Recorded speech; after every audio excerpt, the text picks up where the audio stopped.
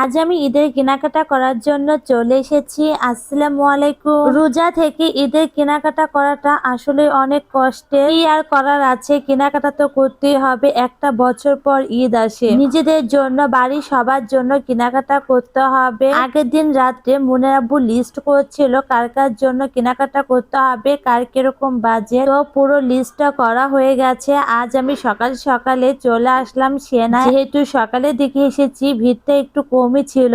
আর আজকে এই ঈদের শপিং করার জন্য মুনের আব্বুর অফিস থেকে একদিন ছুটি নিতে হয়েছে। আজ আমরা প্রথমে কেনাকাটা শুরু করেছি মুনের আব্বুর দিয়ে। এই যে পাঞ্জাবিটা দেখা যাচ্ছে, ঠিক এই কালার এরকমই আরো একটা পাঞ্জাবি সে কিনেছিল, কিন্তু সেই পাঞ্জাবিটা মশার কয়েলের উপর পরে পাঞ্জাবিটা পুড়ে গেছে। আর এই পাঞ্জাবিটা তার অনেক পছন্দের। আগে যে পাঞ্জাবিটা কিনেছিল সেটা সে মাত্র 2 দিন ব্যবহার করেছে। আর ঠিক সে এরকমই আরো একটা পাঞ্জাবি কিনবে, কিন্তু আমি তাকে বললাম এবার কালারটা চেঞ্জ করো। আগে যেহেতু এই কালারটা ছিল, সেজন্য সে এবার কালো কালারটা নিয়েছে। আসলে এই পাঞ্জাবিটা যখন প্রথমবার কিনেছিল তখন এই পাঞ্জাবি আমি কিন্তু চয়েস করে দিয়েছিলাম। যখন সে পরে তখন বলে আসলে তোমার চয়েস আছে, কারণ পরার পর তাকে আসলে অনেক সুন্দর লাগছিল আমার চোখে। এদিকে তার কেনাকাটা শেষ হয়ে যাওয়ার পর রাইসা মুনের জুতো কিনতে এসেছি। রাইসা প্রথমে যেই দোকানে গেছে সেই দোকানে জুতোটা তার পছন্দ হয়েছে,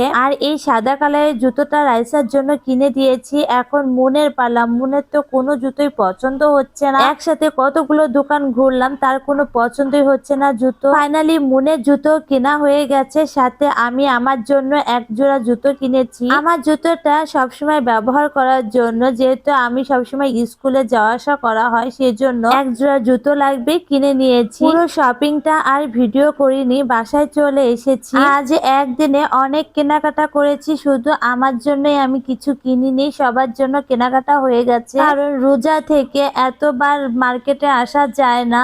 আর এর সাথে রাইসা মুনের জন্য দুটো মামপট কিনেছি, আর সংসারে কিছু প্রয়োজনীয় জিনিসও কিনেছি।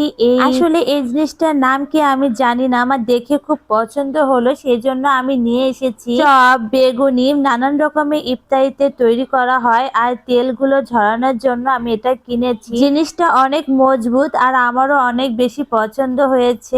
আজ আরো এর সাথে আমি আমার মাসের বাজারও করে ফেলেছি, সবকিছু আর দেখাবো না। আসলে কি জানেন, যতই বলি কেনাকাটা শেষ হয়ে গেছে, কিন্তু আমাদের তো কেনাকাটা শেষ হয় না। তারপর আবার ঈদের বাজার আরো যে কতবার যেতে হবে তার কোনো হিসাবও নেই। আমি রুয়াবজা কিনতে গিয়েছি, রাইসা বলল আম্মু এইটা কিনো। আমি প্রথমে ভাবলাম এটা মনে হয় জুস, পরে দেখি এটা জুস না, এটা জুস বানিয়ে খেতে হয়। এটা আম রূপালি জুস সিরাপ।